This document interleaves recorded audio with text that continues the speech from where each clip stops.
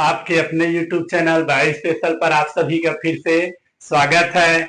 आज हम जेनेटिक्स की महत्वपूर्ण शब्दावली, सेल्फ क्रॉस, सेल्फिंग या फिर इंटर क्रॉस के बारे में चर्चा करेंगे।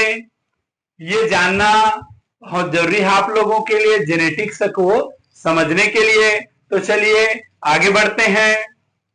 यहाँ पर एक शुद्ध लंबा पौधा लिया गया है और एक शुद्ध बौना पौधा लिया गया है और दोनों के बीच में क्रॉस किया गया है।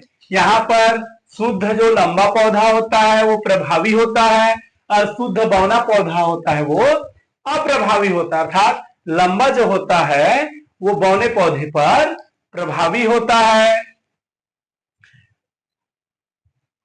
इनके बीच में क्रॉस को यहाँ पर cross between pure contrasting trade दिया गया है, मतलब शुद्ध विपर्यायी कारकों के बीच में यहाँ पर क्रॉस को बताया गया है।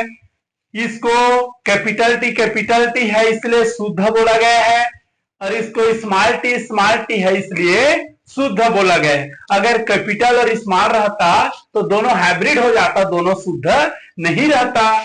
तो यहाँ पर शुद्ध लंबा पौधा और शुद्ध बौने पौधे के बीच में क्रॉस किया गया है। तो क्रॉस करने पर लंबा पौधा को कैपिटल टी से और बौना पौधा को स्मॉल टी से प्रदर्शित किया गया है।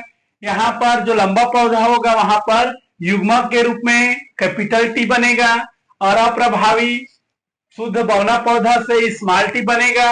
और F1 पीढ़ी में जो पौधा बनेगा, F1 पीढ़ी में जो पौधा बनेगा उसे हम लोग संकर पौधा बोलते हैं और क्योंकि ये लंबा गुण बनाने वाला है इसीलिए संकर लंबा पौधा बनता है F1 पीढ़ी में, जो कि हाइब्रिड होता है, जो कि संकर होता है। जब F1 पीढ़ी में प्राप्त पौधे का उनके ही जैसे जीनोटाइप के साथ क्रॉस कराते हैं तो इसे ही सेल्फ क्रॉस, सेल्फिंग या इंटर क्रॉस के नाम से जाना जाता है। अर्थात F1 पीढ़ी में प्राप्त पौधे का उनके ही जीनोटाइप वाले पौधे के साथ जब क्रॉस किया जाता है तब इस प्रकार के क्रॉस को सेल्फिंग, सेल्फ क्रॉस या इंटर क्रॉस के नाम से जाना जाता है। यहां पर देख सकते हैं क्रॉस मतलब संकरण होता है। क्रॉस बिटवीन सेम जीनोटाइप, उनके ही जैसे F1 पीढ़ी में प्राप्त पौधे के ही जैसे जीनोटाइप वाले के साथ जब क्रॉस किया जाता है तो इसको बोला जाता है सेल्फ क्रॉस, सेल्फिंग या फिर इंटर क्रॉस।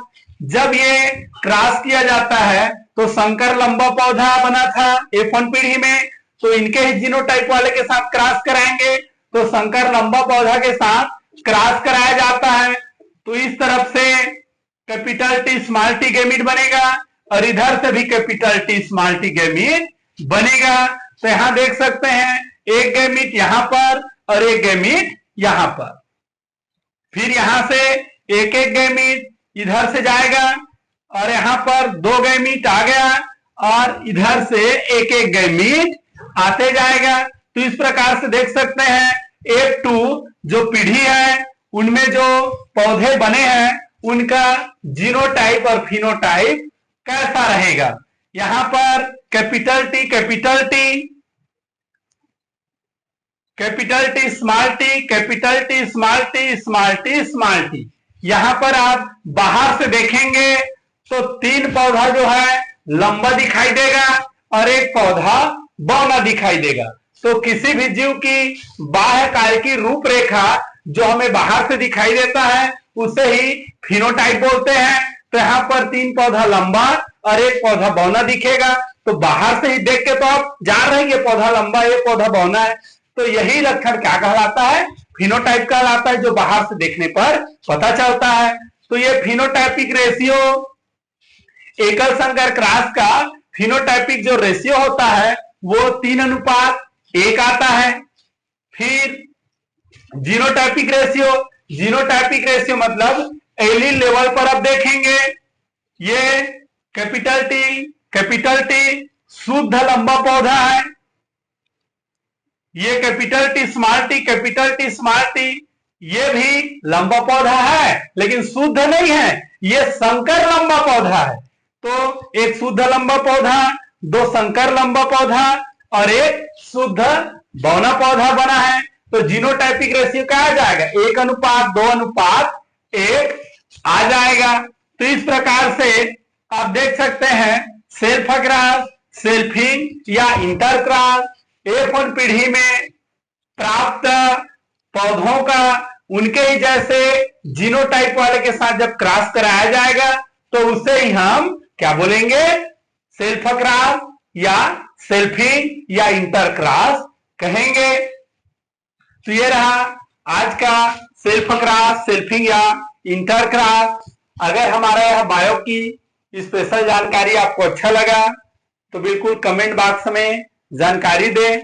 अब मिलते हैं हमारे अगले वीडियो में, तब तक के लिए आप सभी को जय हिंद, जय भारत, जय छत्तीसगढ़।